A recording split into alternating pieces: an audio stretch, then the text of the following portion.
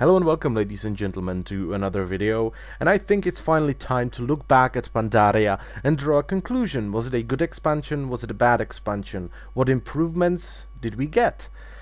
Now, I am a PVE player, which means I'll be mostly covering PVE, heroic raiding and stuff like that. I will go into PvP a bit, but I don't think I am worthy of criticizing PvP much. So Pandaria started off fairly strong. Apart from the first 2 days on my server, the launch has been pretty good. When people eventually spread out to different quest hubs and different questing zones, it was fine. The leveling, the quests themselves were probably the best quests up to date, okay? To the point where I actually started doing Lore Master titles, okay? I did Lore Master Pandaria, and afterwards I decided to do Lore Master Cataclysm. And Lore Master Pandaria was a lot more satisfying, it was a lot more fun, a lot more varied. The zones were pretty good. We got a couple of new zones, and with patches we got even more zones. I will talk about those later. But in general, the variety was there, and the story, even though it was not interesting for me, the way in which it was delivered was very good indeed. That doesn't mean that Pandaria didn't have its problems. The number of leveling dungeons and normal dungeons was fairly pathetic, let's just say. And the weird decision to put the main city for both Horde and Alliance into a locked zone, where you actually need to go into Kunlai Summit, which is skippable to unlock it, was fairly peculiar as well. Many people, including myself, skipped Kunlai Summit and were left clueless, just wandering around the world, trying to get into the main city, which was behind closed doors, and you had to do a quest line to enter it. So that was a fairly peculiar way of dealing with main cities. It wasn't bad, but it was just strange, let's just say. And once we finally reached level 90, the dailies, oh god, the dailies, please make it stop. Every faction that had any kind of gear had daily quests, and you had to go all the way up to Revered or Exalted, and it was painful, spending hours every day doing daily quests just to get that one item or a schematic for your profession. It was just straight up too much. Fortunately, Blizzard acknowledged that, so in Warlords of Draenor we are not getting daily quests as much as we did in Pandaria, but generally it was a poor decision, and let's never talk about it again, ever. As we started to gear up for Mogushan Vaults, I think everyone realized how messed up the distribution of gear was actually between the bosses in dungeons and the reputational rewards. Certain specs had one item per one item slot, okay, with worthwhile stats, so they had to go into this dungeon and grind it over and over and over again, and if it doesn't drop, well, tough, you don't have a choice, that's the only item you can use. So that was a mess and was fortunately fixed later on. I can't really speak about PvP because in the beginning of Pandaria I did no PvP whatsoever, okay? I only did PvE. I did do some scenarios. I like scenarios. I think they are a great way to tell a story. So the scenarios were interesting. There was a lot of them, but the heroic dungeons overall were fairly pathetic. They were incredibly easy. There was no challenge in them whatsoever. So hopefully they'll be fixed in Draenor as well. So it is finally time. You're entering Mogushan Vaults. You walk through that door and you see Stone Guards, the perfect introductory boss. A boss that does not rely on gear much, but relies on tactic, relies on coordination, and it's basically an idiot filter, where if your group isn't coordinating and they're acting like idiots, well, you're not gonna beat it. It was beautiful, it was spot on, it was a perfect first boss. Then we have Feng the Accursed, once again, interesting boss, needs a little bit of coordination, but is more affected by gear. Then we have Garajal Spiritbinder, the gear check, the absolute gear check. Then we go into 4 Spirit Kings, was it?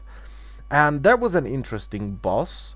Very interesting boss indeed. Once again, your group needs to coordinate. You can't just run around and roll a rotation. That's not gonna work. You need to think about it. You need to do things.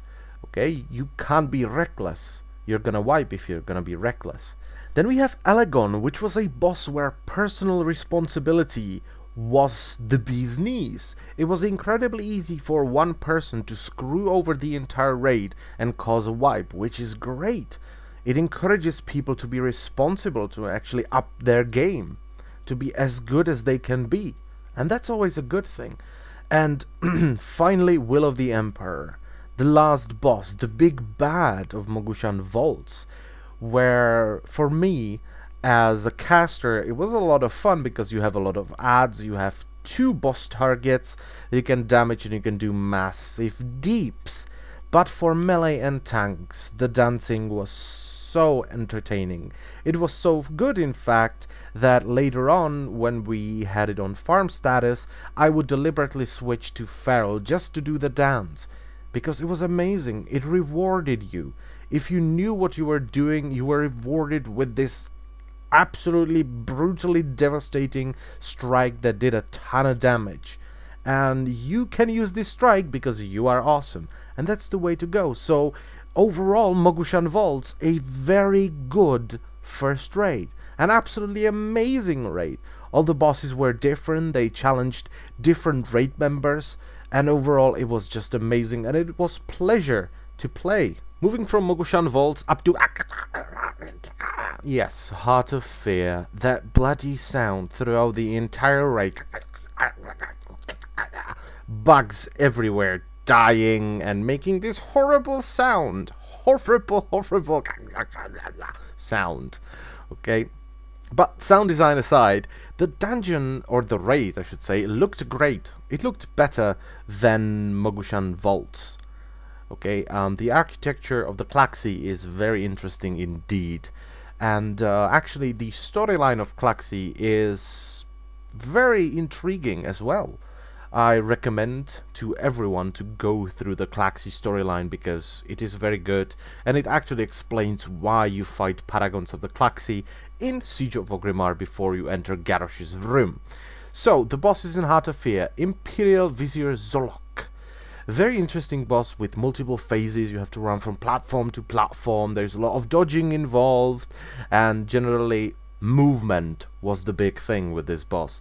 Then we had Blade Lord Tayak, which had a mediocre first phase where it required a lot of coordination and a superb second phase where you had to run through a maze of sorts, dodging whirlwinds that would take you back. You had to run after the boss, which was very entertaining. Then we had Garalon. It was a very unique boss where you had to kill off his legs so he can't catch up with his target. And you have to constantly switch pheromones, so that was very good. Then we had Windlord Meljurak, kill adds he dead. Not very entertaining, but you know, it required a couple of people to keep a couple of adds stunned, so I guess that was okay. Amber Shaper Unsok. That was probably the best boss from Heart of Fear, in my opinion, for me personally. It was very interesting with the anomaly or the amber shaped thing, body. That was very interesting. A lot of responsibility, but if you do it right, it benefits the entire raid, so that was great. And then we have Grand Empress Zik, horrible names, which I didn't get to see an awful lot. I think I've killed her once, maybe twice, so I didn't really enjoy the encounter as much as I wanted to, but generally overall for the last boss it was fairly satisfying, and the in-betweeny phases were very intriguing, where if you're not careful and you screw up, your tanks get insta-gipped, which was fairly interesting to see. So yeah, that's Heart of Fear. Moving on to the Terrace of the Endless Spring, the final raid in this raid tier. And Terrace of the Endless Spring started with a council fight, Protectors of the Endless, which was a good fight. It was a good fight, okay? It was a standard council, you kill one, the others heal. And it had the elite mode, which was very good indeed. Even though it wasn't the hardest way to do the encounter, it awarded better loot, which I think Blizzard should do more often. That we had Sulong, a very good fight, especially for someone like me as a balance druid. I popped Heart of the Wild and I did mass healing on Sulong, and it was very good. Let's just say very good indeed. And Lei Shi, once again, very interesting boss.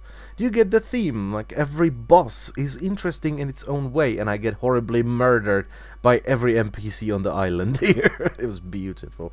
So, Lei Shi, very many transitional phases, very interesting ones, and just the backstory of Lei Shi was interesting, where she is scared of you and she wants you to go away, and all that kind of stuff. Then you purify her. She's made out of water, so you purify her, and she's nice, and she helps you with Sha of Fear, which leads me on to Sha of Fear, which was a good encounter to end the tier, in my opinion. The panda balconies were interesting, let's just say. It required a lot of coordination from everyone. Okay, if you screw up, you're dead, and that's not very good, obviously. And the heroic version of Sha of Fear, the last phase, was very intriguing as well. I was very happy to see that they added additional phase, an entire additional phase, onto the normal mode. That was very good to see. And with that, we have ended tier 14. And we're gonna start talking about Island of Thunder and Throne of Thunder. So let's start with Island of Thunder. If it wasn't for the bloody dailies, it would have been an absolutely superb island, okay? It was a server-wide effort, kind of like what we had with Ankiraj back in the day. It was lighter than that, but nevertheless, the entire server had to work as a whole, which is always good. I am a big fan of the massively multiplayer part, and I like to see people on servers just get together to accomplish a goal, which was to get the new world boss, apart from Undasta. With this update, we also got Undasta, where you can farm bones to get a mount and a pet, I do believe.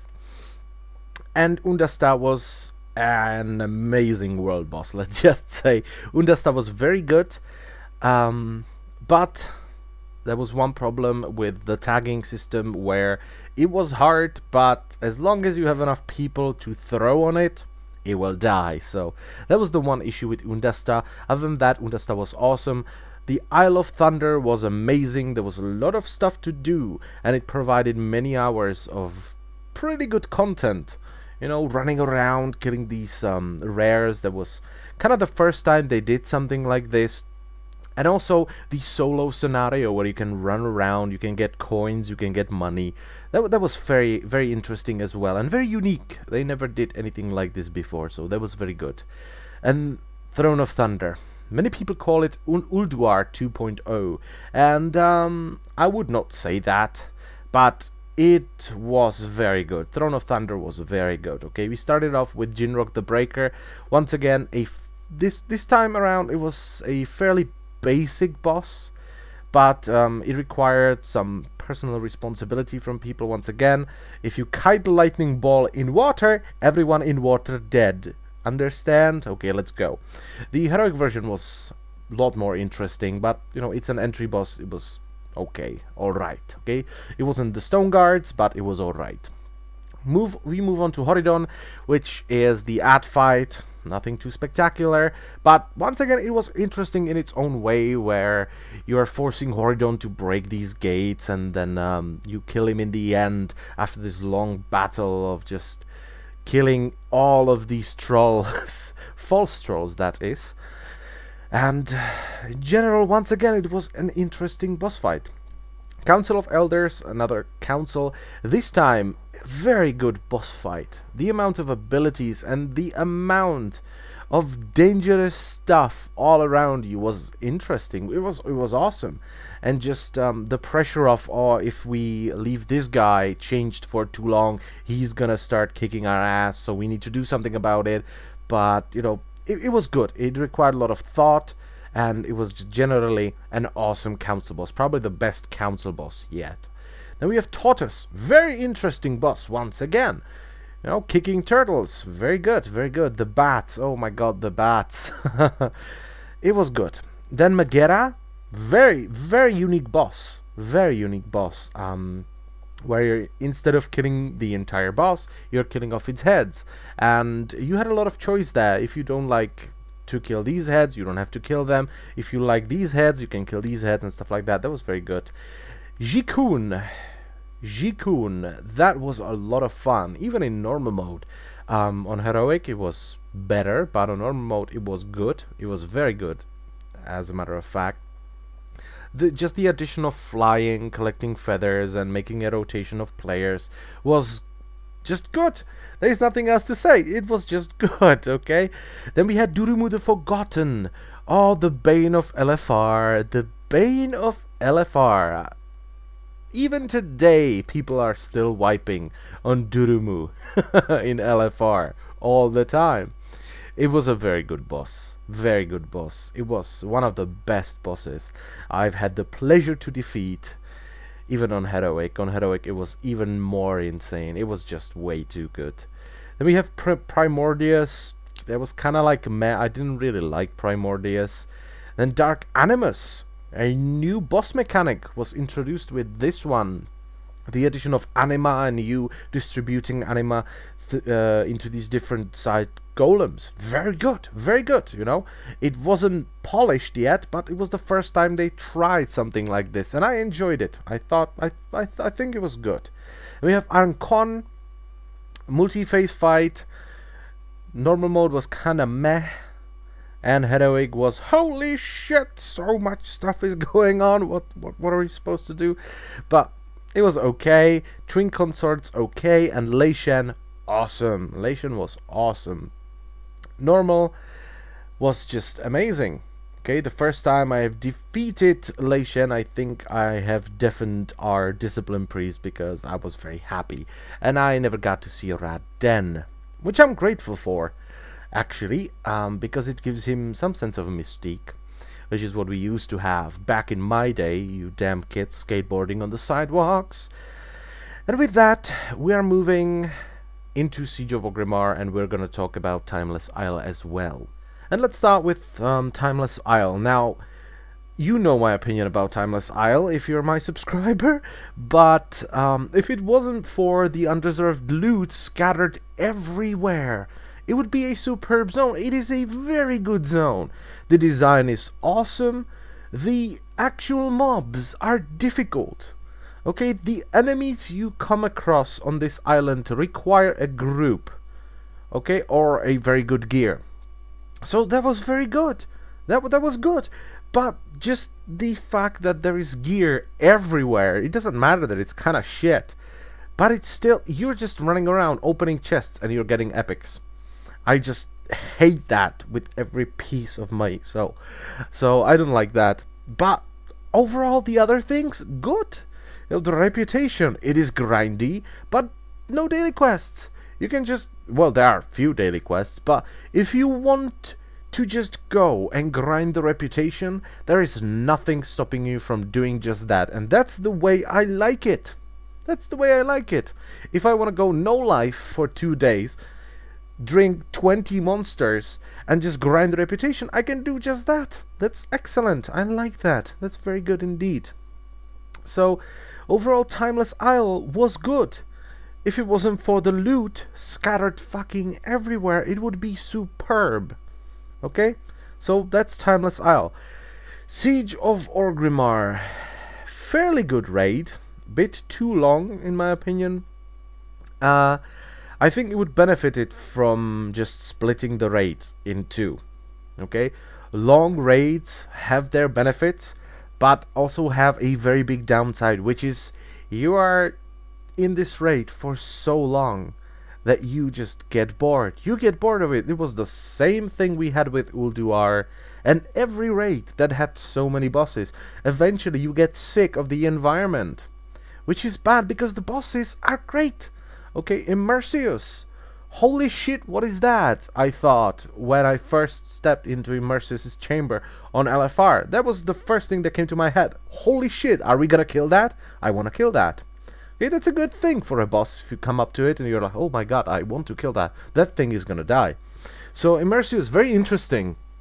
The health system and the corruption system were good. It wasn't hard, but it was an entry boss. It was a very basic entry boss that required some coordination. It was much harder for 10 man than for 25 man, but oh well. Then we have Fallen Protectors. Mediocre council boss. Not very interesting in my opinion. Norushan, well, it was kind of like meh as well, just running around in circles and doing rotation. If you don't have enough deeps or healing, you're gonna die. Then we have Shaw of Pride, a superb boss on Heroic with the Pac-Man edition. And generally overall, Shaw of Pride, very good boss indeed. Galakras, a bunch of trash with a very poor boss at the end. Iron Juggernaut, finally something very big we can kill, something that's kind of like a dragon, because I want to kill big dragons again. Not Deathwing style of dragons, I mean Nefarian style of dragons and Onyxia style of dragons. Please don't bring them back. Okay, I've killed Onyxia 3 times already, I don't want to do it again. So, Iron Juggernaut, good. Nothing too good, nothing bad. Okay. Corcoran Dark Shaman encounter, a lot of abilities, but it was completely destroyed by Heroic Tactics, where you split the bosses and then it's kind of a joke. I think they should have added an ability where if they're too far apart, they get enraged or something, because when you split them up, it's first of all, the encounter takes much longer. And it's much easier. Okay, so that's that. Then we have General Nazgrim at fight, Malkorok, kinda RNG heavy, especially on Heroic. Spoils of Pandaria, Thrash, Thok the Bloodthirsty. I don't know, I just don't like Thok. Siegecraft to Blackfuse, an amazing fight, especially on Heroic. It's not don't stand in the fire, it's try to find a square inch of this room that isn't on fire, which is great. Paragons of the Klaxxi, holy shit, the amount of abilities. And Garage Hellscream, which I never did on Heroic, but on normal mode it was alright. And with that, we have ended the last tier of raiding. The class balance has been probably better than in any other expansion, and overall the conclusion, it was good. Pandaria was good. Many people hated it because of ew, Kung Fu Panda, and I don't blame you. I just think that you are very narrow-minded, and Pandarians were in Warcraft 3. You had brewmasters. You actually had a brewmaster hanging out with, I think, Vol'jin and Rexa in Warcraft 3 in Durotar. Yes. Oh yes. So, my conclusion, PvP, I don't have a clue. I think they broke world PvP when they added the passive resilience, 77%. But PvE, it was the best expansion yet.